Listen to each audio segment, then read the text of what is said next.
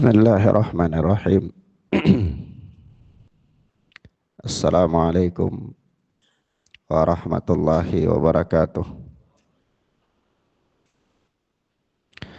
Alhamdulillahilladzi hadana lil Islam wa manna alaina bih wa akhrajana fi khairi ummatin fanas'aluhu at-taufiqa lima yuhibbu wa yarda wal hifdha mimma yakrahu wa yaskhad. Fa nusalli wa nusallimu ala habibina wa sayyidina Muhammad ibn Abdullah wa ala alihi wa ashabihi wa man sara ala nahjihi ila yaumil qiyamah.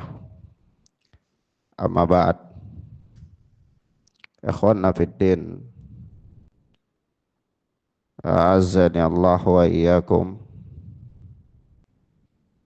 Kita lanjutkan pelajaran kita dengan akidah salaf ashabul hadis oleh al-Imam Abu Uthman As-Sabuni rahimana wa rahimahullah. Tentunya kita masih berada pada bab alamat ahli sunnah, tanda-tandanya atau ciri-ciri ahlu sunnah. Ahlu sunnah yakni ashabul hadis. Yang dimaksudkan adalah ciri khas yang ashabul hadis terbedakan dari yang lainnya. Naam. Dan kemarin telah kita bacakan beberapa hal atau beberapa nama dari para imam-imam ashabul hadis yang disebutkan oleh al-Imam As-Sabuni rahimana wa rahimahullah, di mana imam-imam tersebut adalah merupakan tokoh-tokoh besar dalam Islam, tokoh-tokoh ahlul hadis yang telah mendedikasikan hampir seluruh kehidupan mereka untuk menjaga agama Allah tabaraka wa ta'ala, yang mana beliau nukilkan dari kitab Al-Iban yang ditulis oleh Al-Imam Abu Raja Qutaibah bin Sa'id, yang diriwayatkan dari Ahmad bin Salamah. Dari Ahmad bin Salamah. Nah, Ahmad bin Salamah yang dimaksudkan di sini adalah tentunya seorang imam ahlul hadis yang hidup pada abad ketiga Hijriyah, wafat pada tahun 286 Hijriyah. Di sana juga ada nama lain ya. Nama lain yaitu Ahmad bin Salamah juga. Tapi Ahmad bin Salamah yang hidup pada tahun 1000 sekian Hijriyah, ini dalam 800 tahun kemudian, itu seorang ahli fikih yang bermadhab Syafi'i. Tapi tentunya yang dimaksudkan di sini bukan itu, karena perbedaan usianya yang jauh dari Al-Imam As-Sabuni, Al-Imam Abu Raja Qutaibah dan seterusnya. Baik, setelah menyebutkan sejumlah nama-nama besar yang kita sebutkan kemarin, kemudian Al-Imam As-Sabuni berkata, wa man ba'dahum mithla Yazid bin Harun Al-Wasiti dan orang-orang yang datang setelah mereka. Beliau sebutkan imam-imam ini dari tabakat yang paling atas, kemudian tabakat berikutnya, tabakat berikutnya, tabakat berikutnya, begitu seterusnya, ya. Nah, setelah beliau sebutkan tabakatnya Al-Imam Ahmad, kemudian ada di situ tabakatnya Al-Imam Al-Auza'i, Al-Laits bin Sa'ad Al-Misri, tabakatnya Sufyan bin Uyainah, ya, guru Imam Malik, salah seorang guru Al-Imam Malik rahimahullah. Dan juga beliau sebutkan tabakatnya Hamad bin Salamah. Nah, ini tokoh-tokoh apa namanya? Tokoh-tokoh besar dalam Islam.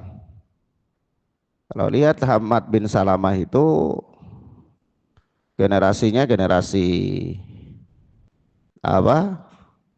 Tabi'at tabi'in, ya. Karena Hamad bin Salamah itu beliau adalah meriwayatkan dari Thabit Al-Bunani, sementara Thabit Al-Bunani meriwayatkan dari Anas bin Malik. Meriwayatkan dari Anas bin Malik. Kalau kita lihat Anas bin Malik sahabat, Thabit Al-Bunani tabi'i. Kemudian apa? Hamad bin Salamah mengambil dari tabi'i, yaitu Thabit Al-Bunani. Nah, di sini ada biografi atau ada pelajaran penting yang harus kita garis bawahi, ya. Thabit Al-Bunani itu sebagaimana tokoh-tokoh besar yang lainnya dalam Islam dari kalangan imam-imam ahlul hadis, itu mereka mempunyai guru-guru, murid-murid yang banyak juga, ya. Nah, sebagaimana Anas bin Malik mempunyai murid yang banyak, ya, diantaranya Thabit Al-Bunani, Qatada, Mujahid, dan seterusnya. Nah, nanti dari Thabit Al-Bunani ini dia punya murid-murid juga banyak. Di antara murid-muridnya itu adalah siapa? Hamad bin Salamah, dan juga di sana ada Sulaiman bin Mughirah dan yang lainnya. Kata Al-Imam Ibnu Ma'in dan yang lainnya, Imam Ahlul Jar wa Ta'dil atau Imam Ibnu Ma'in rahimahullah. Itu beliau katakan bahwa kalau di antara murid-muridnya Thabit Al-Bunani itu yang paling kuat hafalannya, yang paling thiqah, paling kuat hafalannya adalah Hamad bin Salamah.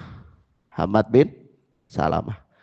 Sehingga siapa saja dari murid-murid Thabit Al-Bunani yang meriwayatkan hadis dari Thabit Al-Bunani yang menyelisihi riwayat Hamad bin Salamah, maka riwayat Hamad bin Salamah yang dikedepankan.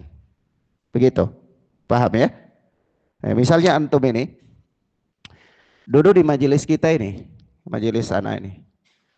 Nah, di antara antum semua ini ada orang yang paling kuat hafalannya, yang paling tepat penukilannya, ya, dari dibandingkan dengan yang lainnya. Nah, ketika meriwayatkan keterangan yang kita sampaikan di majelis ini, tentu keterangan orang yang paling kuat hafalannya dan yang paling tepat nukilannya itu yang dikedepankan dari yang lain.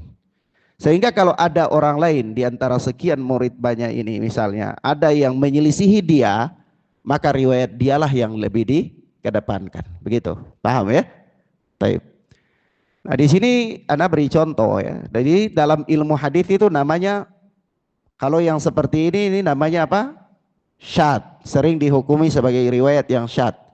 Artinya riwayat yang menyelisihi orang yang lebih kuat dari dia. Meriwayat orang yang lebih kuat dari dia itu dalam sisi kethiqahan bisa jadi, atau dalam sisi jumlah juga bisa jadi. Paham, ya?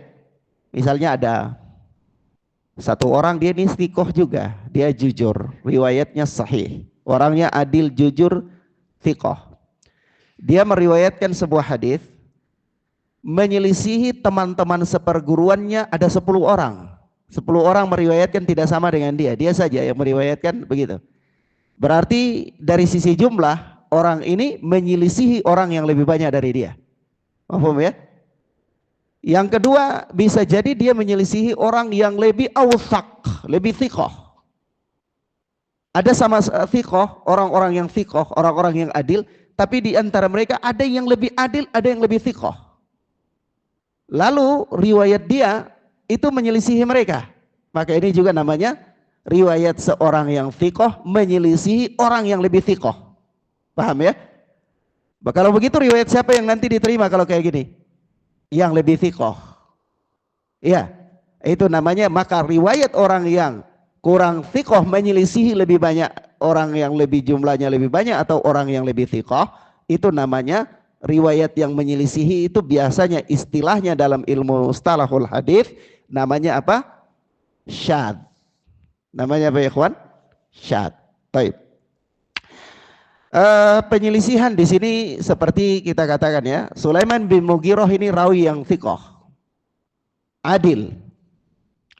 Ketika meriwayatkan dari Thabit Al-Bunani dari Anas bin Malik yang mengatakan bahwa aku melihat terkait dengan kisah para penghafal Al-Quran yang dibunuh ya, itu dia katakan aku melihat Nabi Sallallahu Alaihi Wasallam setiap kali salat beliau berkunut itu beliau mengangkat kedua tangannya.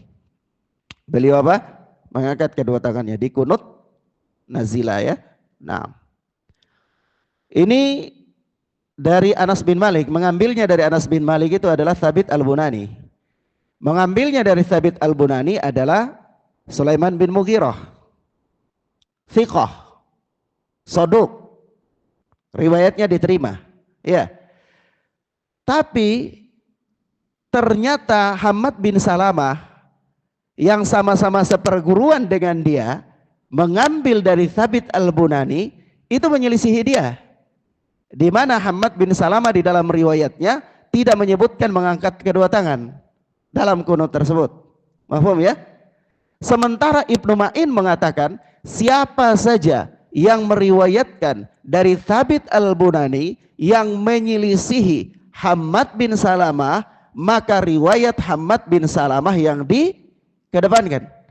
Sebab itu ada sebahagian ulama ahlul hadis dan sebahagian fuqaha mengatakan bahwa riwayat kunut apakah mengangkat tangan atau tidak mengangkat tangan, maka mereka mengedepankan riwayatnya Hammad bin Salamah yang mengatakan tidak mengangkat tangan. Begitu.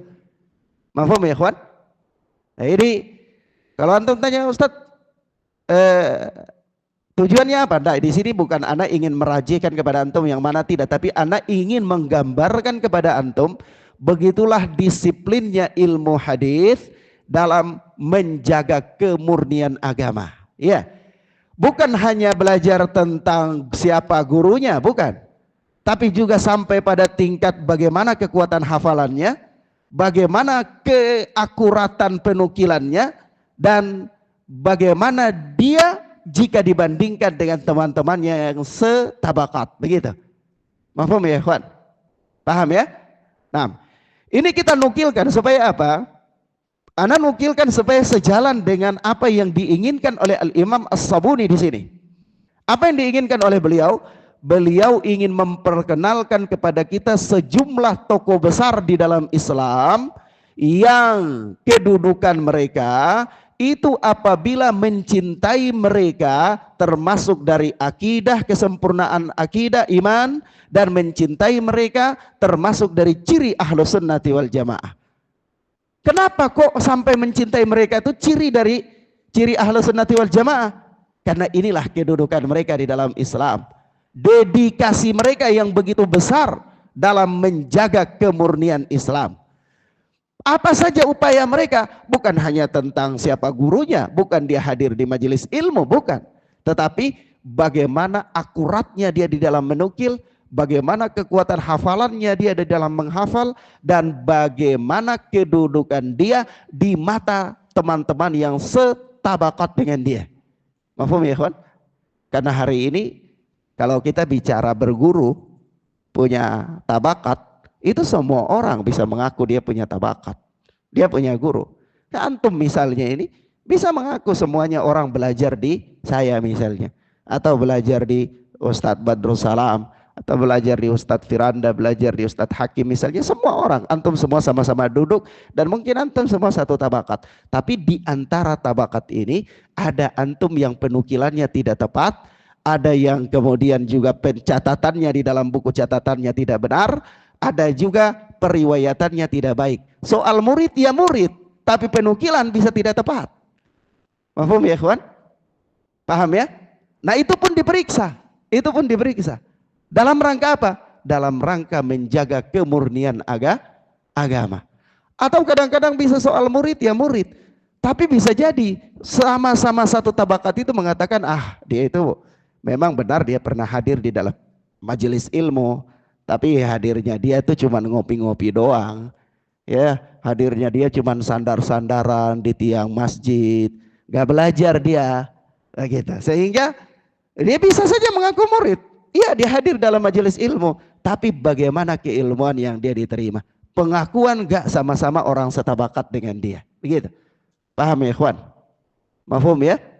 Baik. Kemudian setelah menyebutkan nama-nama ini, kemudian beliau mengatakan seperti juga Hammad bin Zaid, Yunus bin Ubaid, Ayyub As-Sikhtiyani, kemudian Ibnu Aun, dan wanudaraihim, dan orang-orang yang sepantaran dengan mereka, yaitu generasi, kalau dari sisi zaman berarti generasi ketiga, yaitu apa? Hammad bin Salamah, generasi ketiga.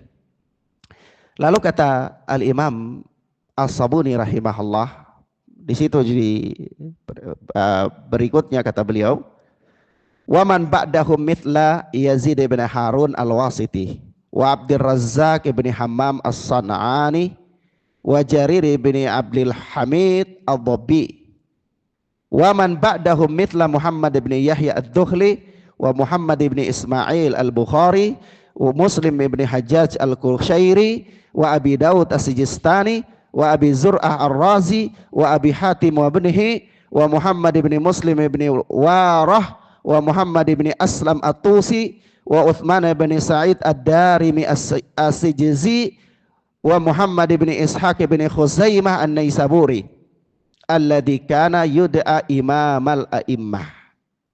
Taib.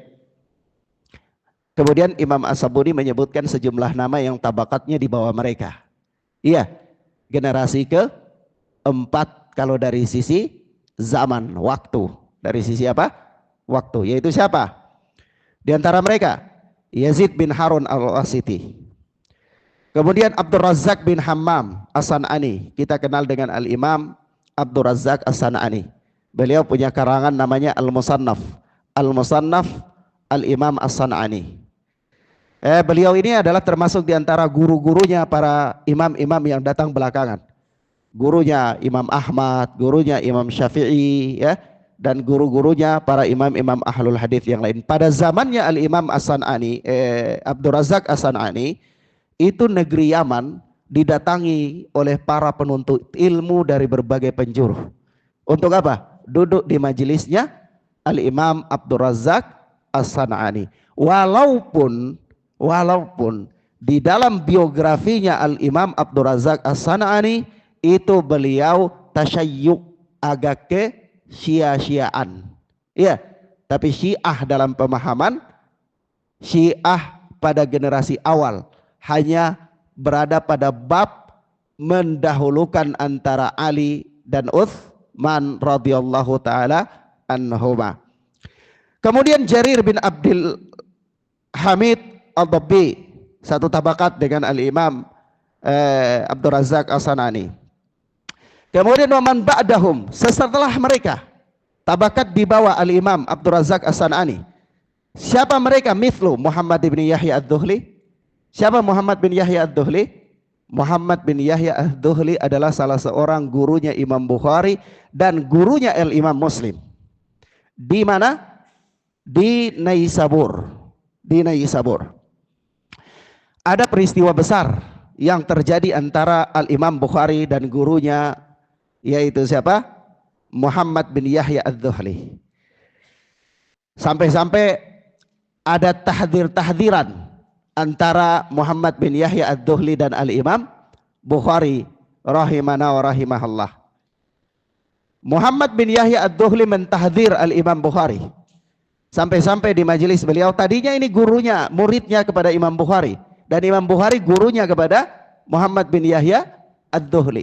Tapi begitu Imam Bukhari datang di Naisabur, itu di majelisnya begini, Imam Muhammad bin Yahya Ad-Dhuhli umumkan kepada murid-muridnya ya, bahwa besok itu Al-Bukhari mau datang, Abu Abdillah Al-Bukhari mau datang ke kota kita ini. Maka saya ingin nanti keluar di ujung kota untuk menjemput kedatangannya.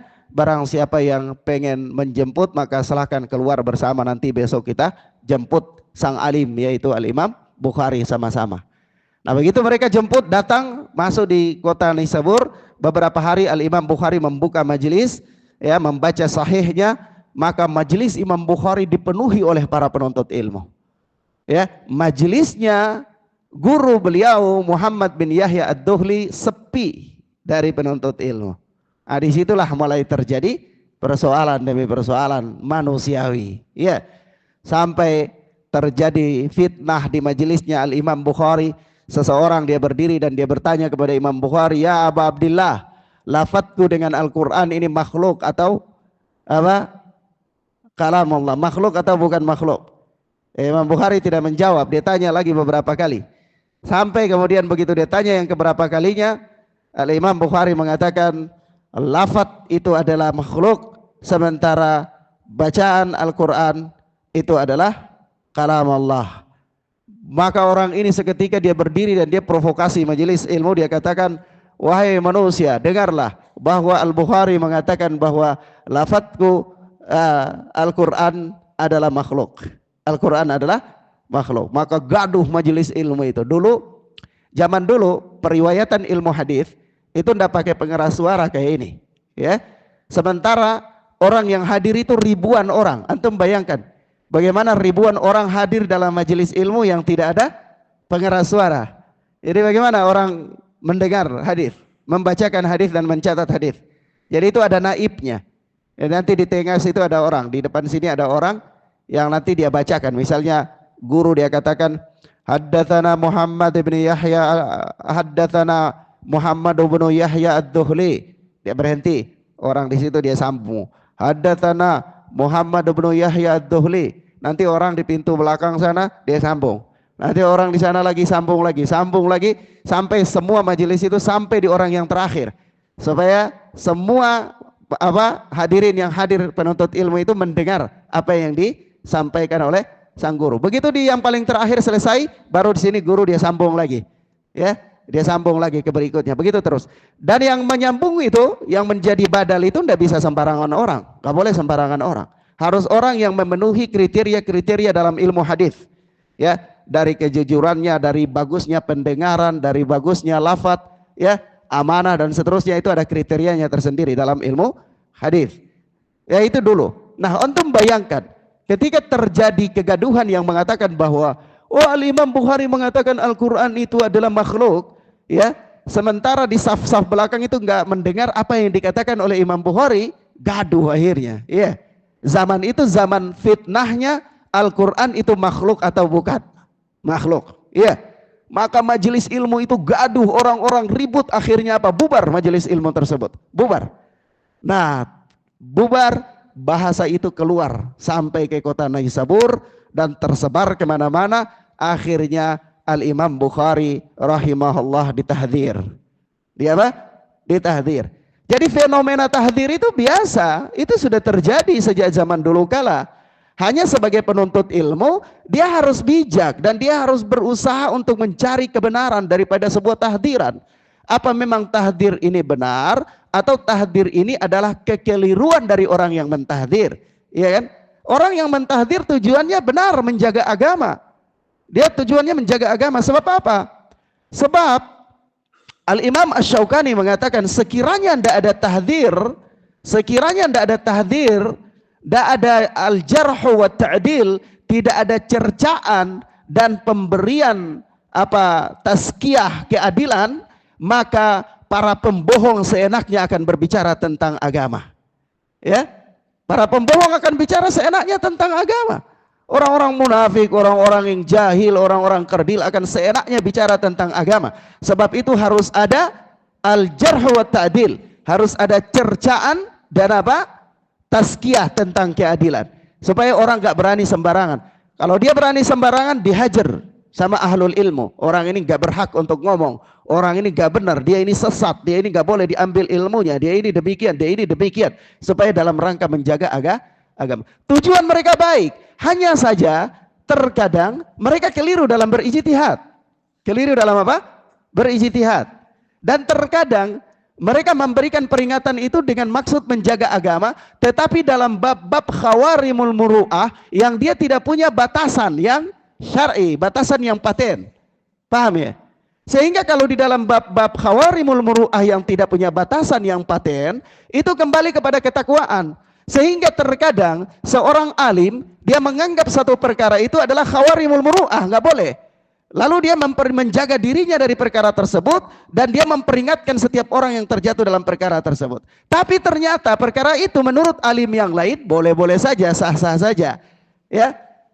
Lalu kita penuntut ilmu bagaimana? Ya kita lihat kalau di dalam bab yang tidak ada batasannya secara paten, itu kembali kepada ketakwaan. Iya. Misalnya ada imam ahlul hadis, dia tidak mau mengambil ilmu hadis dari orang yang lebih muda dari dia. Dia menganggap itu khawarimul muru'ah. Ya. Sementara para imam ahlul hadis yang lain mengatakan itu tidak apa-apa, sah-sah saja selama orang itu layak untuk meriwayatkan hadis. Terjadilah apa? Tahdiran, ya kan? Terjadilah peringatan, tidak boleh. Itu orang itu pernah duduk di majelis orang yang lebih muda, nggak boleh ambil hadis dari dia. Sah saja, karena menurut dia itu ketakwaan dalam menjaga agama. Kita yang datang dari belakang, ketika menghadapi yang kayak gitu, kita lihat kembali kepada ketakwaan. Oh ternyata ini bukan hal yang prinsip, ini kembali kepada ketakwaan. Kalau kita lebih bertakwa, lebih menjaga kebaikan agama, ya sudah kita anggap itu memang tidak boleh. Tapi kalau kita anggap ini biasa saja, ini nggak apa-apa, ya sudah ini tidak apa-apa. Tidak perlu sampai harus perpecahan di situ. Ya, mafhum ya.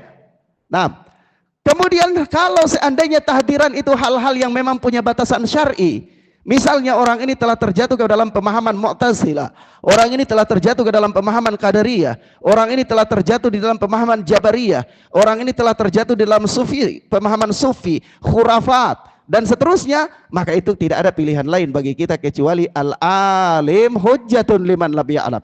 Orang alim adalah hujjah bagi orang yang tidak tahu. Mafhum ya ikhwan? Orang alim adalah hujjah bagi orang yang tidak tahu. Artinya apa? Tahdiran orang alim itu dalil bagi orang yang tidak tahu. Paham ya? Jadi para penuntut ilmu pemula, kalau ada orang alim yang kabir, ya, yang besar ilmunya, yang luas wawasannya, yang dalam ketakwaannya, itu dia telah memperingatkan seseorang dari sebuah pemikiran yang menyimpang, itu para penuntut ilmu nggak boleh bilang, ya kita lihat dulu, ini benar apa enggak, ini baik apa enggak, nggak boleh. Karena dalam bab ini dia punya batasan yang syar'i dan tentu seorang alim lebih tahu. Maka kaidah mengatakan al-alim hujjatun liman lam ya'lam. Alim itu adalah dalil bagi orang yang tidak tahu. Paham ya ikhwan? Paham ya?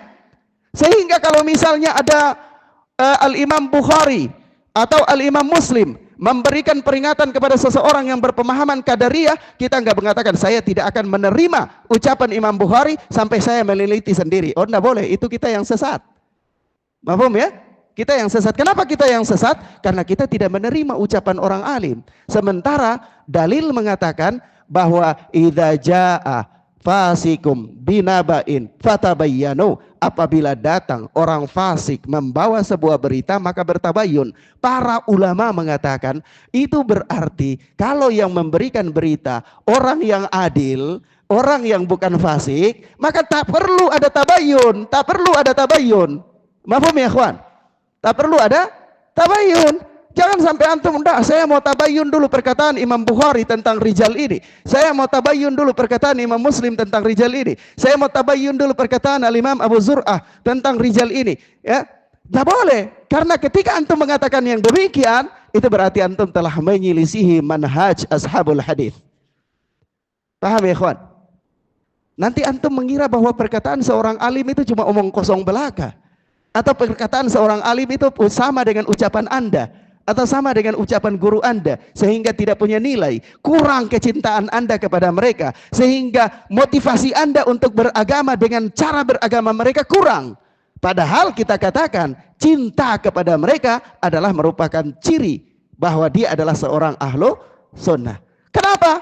Karena dengan cinta kepada mereka akhirnya giroh kita untuk mengambil ilmu dari mereka itu semakin tinggi. Maka perkataan mereka jauh lebih besar dari perkataan kita. Begitu. Pemikiran mereka jauh lebih besar dari pemikiran kita. Manhaj mereka jauh lebih besar dari manhaj kita. Begitu. Paham ya, ikhwan? Mafhum ya? Tapi ini kaidah harus dipahami dengan baik. Kaidah ini harus dipahami dengan baik. Para penuntut ilmu di zaman ini telah kebingungan dalam persoalan ini sebagaimana kebingungannya seorang musafir di padang Sahara yang luas. Maka harus pahami kaidah ini dengan baik. Mafhum ya, ikhwan? Nah, kemudian Muhammad bin Yahya ad-Duhli. Lalu Muhammad bin Yahya ad-Duhli di majelisnya itu pernah mengatakan begini, barang siapa yang datang di majelisnya Al-Bukhari, dia tidak boleh datang di majelisku. Barang siapa yang datang di majelisku, dia tidak boleh datang di majelisnya Al-Bukhari. Sah-sah saja. Karena telah sampai kepada dia berita bahwa Imam Bukhari terjatuh di dalam pemahaman Mu'tazilah yang mengatakan Al-Quran makhluk. Paham ya? Tapi setelah kita teliti, ternyata informasi yang sampai kepada Muhammad bin Yahya ad-Duhli itu informasi yang keliru. Maka dari itu tahdiran Muhammad bin Yahya ad-Duhli kita tidak anggap. Kenapa? Karena tahdirannya dibangun di atas informasi yang keliru. Begitu. Paham ya, ikhwan? Tapi apakah dia boleh mentahdir? Sah saja. Dia seorang alim, benteng agama. Dia memberikan peringatan itu untuk menjaga kemurnian agama. Hanya saja dia manusia, ijtihadnya terkadang keliru, begitu. Paham ya, ikhwan? Paham ya? Jadi bukan tahdir itu memecah belah agama, tidak. Tahdir itu untuk menyingkirkan benalu di dalam agama, supaya benalu itu tidak boleh ada dalam agama. Agama tetap berada pada kemurniannya saja. Barang siapa yang mencoba melakukan distorsi dalam agama, ada tahdir supaya dia nggak leluasa.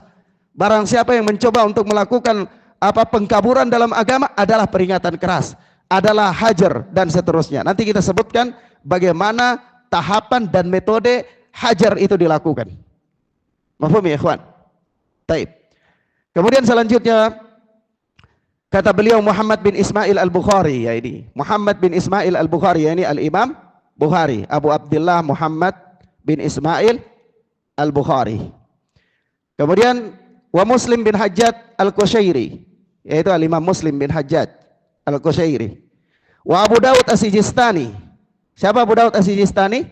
Penulis kitab Sunan ya. Penulis kitab Sunan Nasa'i. Muridnya al-Imam Ahmad. Kemudian siapa lagi? Abu Zur'ah ar-Razi. Abu Hatim wa ibnihi. Abu Zur'ah ar-Razi, Abu Hatim ar-Razi wabnihi, dan anaknya. Anaknya Abu Hatim ar-Razi itu bernama Al-Imam Abdurrahman bin Abi Hatim ar-Razi. Anaknya Imam Abu Hatim ar-Razi itu namanya Abdurrahman bin Abi Hatim ar-Razi. Penulis kitab Aslus Sunnah. Penulis kitab Aslus Sunnah, kitab akidah. Kemudian siapa lagi kata beliau di sini? Wa Muhammad ibni Muslim ibni Warah. Wa Muhammad ibni Aslam at-Tusi. Wa Uthman ibn Sa'id ad-Darimi as-Sijizi, yani Imam ad-Darimi, penulis kitab Sunan, Al-Imam ad-Darimi. Al-Imam ad-Darimi ini, ikhwan, Sunan ad-Darimi itu para ulama ya. Para ulama ada punya sedikit perselisihan pendapat di antara para ulama tentang di antara kutubus sittah itu Sunan Ibnu Majah yang dimasukkan atau Sunan ad-Darimi. Kalau Sunan ad-Darimi yang dimasukkan berarti Sunan Ibnu Majah tidak termasuk. Tapi kalau Sunan Ibnu Majah dimasukkan dalam kutubus sittah berarti Sunan ad-Darimi tidak masuk. Dan para ulama mayoritas memasukkan Sunan Ibnu Majah sehingga Sunan ad-Darimi tidak masuk. Tetapi itu memberikan pemahaman kepada kita bahwa begitu besar juga kedudukan Sunan ad-Darimi. Ya, begitu besar juga dan begitu diterima oleh para ulama di kalangan ahlul hadis terhadap kitab Sunan ad-Darimi. Naam. Kemudian selanjutnya siapa di situ? Muhammad bin Ishaq ibn Khuzaimah an-Naisaburi. Ini siapa? Al-Imam Ibnu Khuzaimah, penulis kitab Sahih. Sahih Ibnu Khuzaimah. Beliau punya kitab hadis namanya Sahih Ibnu Khuzaimah, bermadhab Syafi'i. Bermadhab apa? Syafi'i. Masya Allah ya, jadi hampir mau dikatakan ya, di tabakat berikut itu mulai dari Al-Imam Yazid bin Harun Al-Wasiti, Abdul Razak bin Hamam As-San'ani dan seterusnya, ini sampai di Imam Ibnu Khuzaimah ini hampir dikatakan nama-nama besar dari ulama yang disebutkan oleh Al-Imam As-Sabuni di sini adalah ulama-ulama Syafi'iyah. Ya, ulama-ulama ahlul hadis yang bermadhab Syafi'i. Ya, sebagaimana Al-Imam Ibnu Khuzaimah adalah imam ahlul hadis yang bermadhab Syafi'i. Al-Imam Bukhari ulama ahlul hadis yang bermadhab Syafi'i. Al-Imam Abdul Razak As-San'ani juga masukkan dalam kelompok Syafi'iyah, walaupun memang beliau adalah gurunya Al-Imam Asy-Syafi'i rahimahullah. Ya, nah, baik. Kemudian kata beliau Al-Imam Al-Hakim, Al-Imam Ibnu Khuzaimah, alladzi kana yud'a imamal a'immah. Yang beliau ini disebut dengan imamnya para imam. Imamnya para imam. Kemudian kata Imam As-Sabuni, wala amri kana imamal a'immah fi asrihi wa waqtihi. Ya, demi umurku, ini demi usiaku, maksudnya di sini adalah penegasan ya. Sebuah penegasan kebiasaan orang Arab. Ya, ini penegasan bahwa ini benar-benar ya, aku memberikan keterangan dengan benar dan sungguh-sungguh sepanjang hidupku yang aku ketahui dan aku pahami bahwa kana imam al-a'immah fi asrihi wa waqtihi. Al-Imam Ibnu Khuzaimah itu adalah imamnya para imam pada zamannya. Pada zamannya. Di sini ada keterangan para ulama. Keterangan para ulama begini. Kalau kita menyebutkan seseorang itu imamnya para imam, itu harus dikaitkan dengan waktunya. Harus dikaitkan dengan apa? Waktunya, masa hidupnya. Tidak boleh kita sebutkan ini imamnya para imam secara mutlak, tidak boleh. Karena imamnya para imam secara mutlak itu adalah Nabi Sallallahu Alaihi Wasallam. Tidak ada seseorang yang menyandang keilmuan imamnya para imam secara mutlak dari selain Nabi Sallallahu Alaihi Wasallam, Abu Bakar As-Siddiq, Umar Ibn Khattab, misalnya itu tidak ada. Ya, jadi kalau memang dia itu adalah begitu besar dan begitu tingginya keilmuannya diakui oleh umat pada zamannya, maka kita katakan imam dari imamnya para imam pada zamannya, Kenapa? Pada zaman di atas beliau ada orang yang lebih alim, bisa jadi. Pada zaman di bawah beliau ada orang juga yang lebih alim, maksudnya begitu. Paham ya? Maka di situ Al-Imam As-Sabuni mengatakan bahwa Al-Imam Ibnu Khuzaimah ini disebutkan bahwa beliau ini adalah imam para imam. Lalu Imam As-Sabuni menegaskan bahwa fi asrihi wa waqtihi, yaitu pada zamannya. Pada zamannya Al-Imam Ibnu Khuzaimah. Artinya apa? Artinya Imam Ibnu Khuzaimah pada zamannya Imam Ibnu Khuzaimah itu dia adalah alim besar. Alim besar di kalangan para alim-alim yang lainnya. Sampai-sampai kenapa dikatakan begitu? Karena para ulama yang sezaman dengan Imam Ibnu Khuzaimah, melainkan mereka-mereka itu semuanya datang kepada Imam Ibnu Khuzaimah untuk belajar. Mereka datang kepada beliau untuk apa? Belajar. Maka Imam Ibnu Khuzaimah layak untuk dikatakan imamnya para imam. Kemudian selanjutnya wa Abi Yakub Ishaq bin Ismail Al-Busti. Ya, Abu Yakub Ishaq bin Ismail Al-Busti. Kemudian Al-Hasan bin Sufyan Al-Fasawi, Al-Hasan bin Sufyan Al-Fasawi, wajaddi min kibali abawayya, dan kakekku dari jalur ayah, jalur bapak. Yaitu siapa? Abu Sa'ad Yahya bin Mansur Az-Zahid Al-Harawi. Ini kakeknya siapa? As-Sabuni, kakeknya As-Sabuni, ya. Ini alim juga, Masya Allah ya. Orang alim itu ya umumnya bapaknya alim, kakeknya alim ya, Masya Allah ya. Jadi ya, wajar aja kalau mereka anak-anaknya juga alim, karena anak-anaknya hidup di dalam lingkungan yang orang-orang alim ya. Maka dari itu kita juga kalau kita inginkan anak-anak kita itu menjadi anak-anak yang alim, ya kita ciptakan atau kita setting kondisi itu sehingga dalam keluarga kita itu hidup dengan ilmu ya. Jangan kita lepaskan anak-anak kita untuk belajar di ma'had saja, pesantren tanpa kita kontrol. Iya, orang tua harus punya peranan penting dalam mengontrol anak-anaknya hatta dia letakkan anak-anak itu di pesantren. Ya, kalau hanya dia letakkan anak-anak itu di pesantren lalu habis begitu saja, anak yakin sulit untuk mereka berhasil, sulit. Harus ada kontrol. Maka dari itu diantara para salaf, metode para salaf di dalam belajar itu adalah kontrol orang tua terhadap anak. Ya, kontrol orang tua terhadap anak. Sampai-sampai Al-Imam Malik itu dia punya ibu. Jadi kalau waktu belajar, ibunya itu kasih pakai dia pakaian yang bagus, ya rapi, imamah, kasih minyak wangi. Lalu dia bawa anaknya, diantar anaknya, dia bilang, "Hei, datanglah, pergilah ke ke Rabi'ah, belajar di majelisnya Rabi'ah, ambil adabnya sebelum ambil ilmunya." Ya, ambil apa? Adabnya sebelum ambil ilmunya. Dan begitu terus ibunya Imam Malik membimbing Imam Malik. Sampai-sampai Imam Malik lahir menjadi seorang ulama besar. Bukan hanya sekedar, ke masjid, sholat sana. Kalau kata orang Ambon itu bilang, sepi di masjid lah, sholat sana. Jadi cuma sekedar pergi saja di masjid, tapi begitu dia pulang, mamanya yang datanya, bapaknya yang datanya, "Kamu tadi di masjid gimana? Main-main enggak? Lari-lari enggak? Kamu di masjid tadi sholat enggak? Terlambat enggak?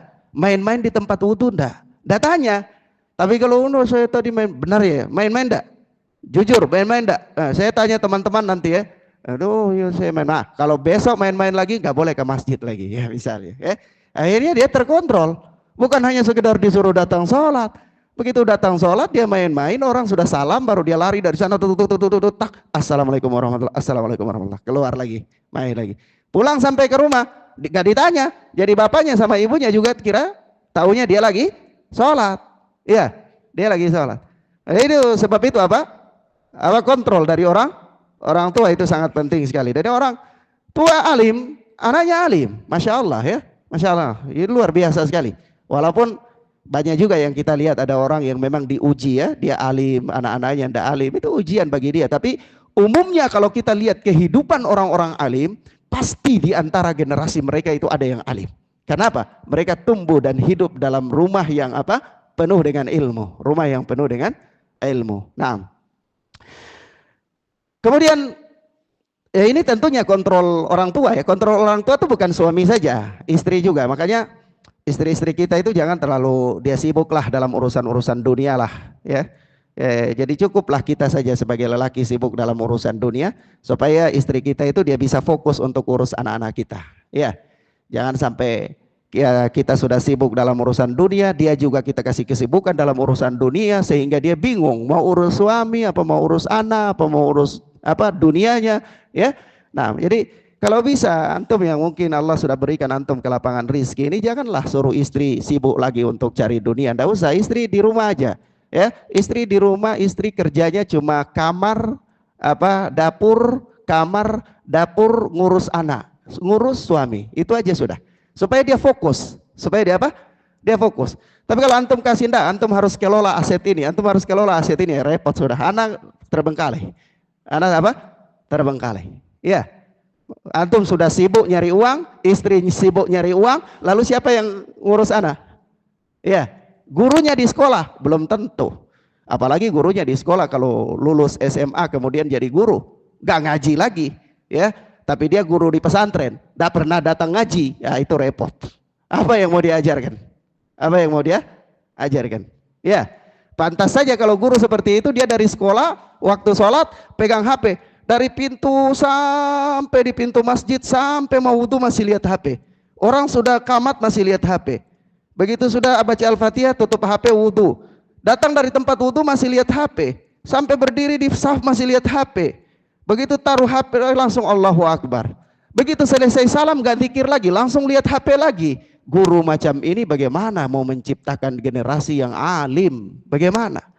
Generasi guru yang seperti ini bagaimana mau membuat anak-anak kita itu menjadi anak-anak yang alim dan beradab? Bagaimana? Ulama ahli tafsir mengatakan kepada kita, seperti dinukil oleh Al-Imam Ibnu Katsir di dalam tafsir Ibnu Katsir ketika menjelaskan firman Allah, ku anfusakum ahlikum nara, itu mereka katakan begini, adibuhum wa'allimuhum. Ya, yaitu apa? Didiklah mereka dengan adab, kemudian didiklah mereka dengan ilmu. Mafhum ya ikhwan? Nah bagaimana kita mau didik mereka dengan adab? Gurunya sendiri saja nggak ngerti tentang adab. Dia nggak pernah hadir dalam majelis ilmu, tapi dia guru pesantren. Dia guru pesantren. Iya, guru pesantren, nggak pernah ngaji. Terus ngajar apa? Repot. Iya. Mafhum ya ikhwan? Dan saya nasihatkan di sini ya, kepada orang-orang yang punya ma'had, hendaklah dia mewajibkan guru-gurunya itu untuk ngaji. Wajib untuk ngaji. Nggak boleh dia terima guru yang nggak ngaji, nggak boleh. Suruh gurunya ngaji. Ya, nah orang saja sampai jenggotnya sudah panjang, para ulama yang sudah menghafal ribuan kitab dia masih ngaji terus. Anda lulus SMA saja nggak mau ngaji. Ya, mafhum ya ikhwan? Paham ya? Taib. Kemudian di sini apa? Wajaddi min kibali abawai. Ya, kakekku dari jalur ayah, seorang alim juga. Abu Sa'id Yahya bin Mansur Az-Zahid Al-Harawi. Kemudian wa Abu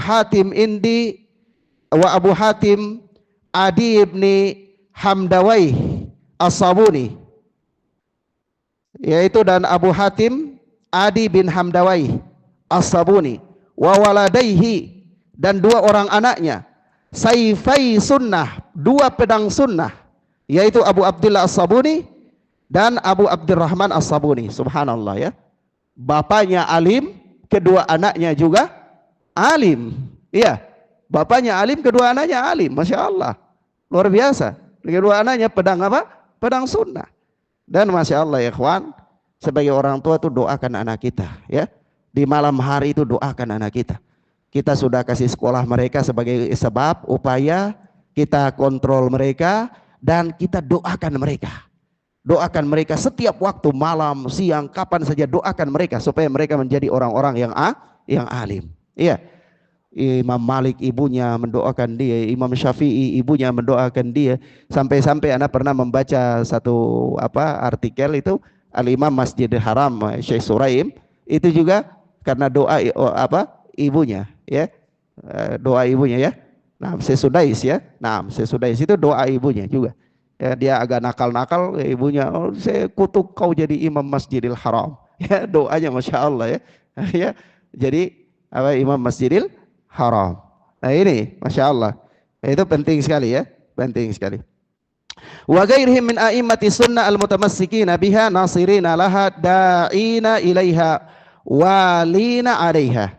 Dan apa? Dan imam-imam ahlus sunnah selain mereka yang disebutkan ini, yang berpegang teguh kepada sunnah, yang membela sunnah, yang berdakwah kepada sunnah, dan loyal terhadap sunnah. Loyal terhadap sunnah. Jadi loyal terhadap sunnah itu juga merupakan kriteria menjadi seorang guru. Ya, ada orang dia mengerti tentang sunnah, tapi dalam kesehariannya dia tidak loyal terhadap sunnah. Itu dia nggak bisa jadi guru. Ya, jadi orang yang loyal terhadap sunnah, artinya keilmuannya itu berbekas dalam kesehariannya, dalam perangainya. Iya. Nah, ikhwan fillah azani Allah wa iyyakum, adapun tentang keterangan tentang pembahasan ini akan kita sampaikan pada pelajaran berikutnya biidznillah. Yang penting kita baca matannya dulu ya, penjelasannya berikut sedikit demi sedikit. Ilmu itu bitadarruj, bertahap sedikit demi sedikit. Sabar ya, dengan kesabaran yang panjang. Subhanakallahumma bihamdika asyhadu an la ilaha illa anta astaghfiruka wa atubu ilaik. Wassalamualaikum warahmatullahi wabarakatuh.